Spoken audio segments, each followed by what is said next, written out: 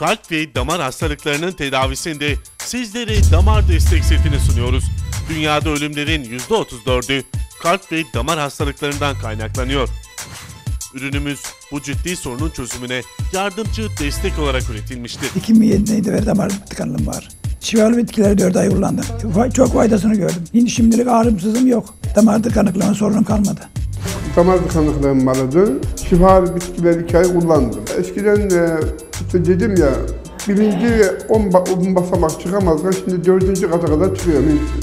Yani rahatım, öyle 9'u çıkarken gerçekten bu hiç zorlanmıyorum yani. Şifalı bitkileri 3 ay kullandım. Kalp damar tıkanıklığım geçti. Bir şikayetim kalmadı. Kardeşim de kalp damar tıkanıklığı. 2,5 aydır Panas kullanıyor. Göğüs ağrıları da rahatladı. Yol yürüme durumu da iyileşti.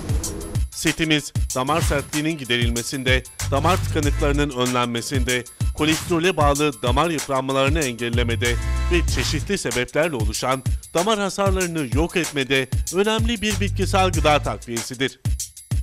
Kalp damarımın bir tanesi tıkanıydı. Şifalı bitkileri 8 aydır kullanıyorum. Yürümede bir faydası oldu bana. Merdiven çıkarken oldu. Rahat. 4 senedir kalp damar tıkanıklığım vardı. Şifalı bitkileri 3,5 aydır kullanıyorum. Çok faydasını gördüm.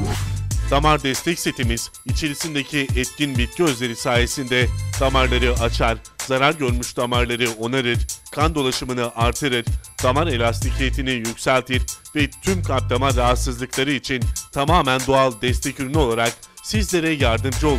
2003'ten beri kalp damar tıkanıklığı vardı.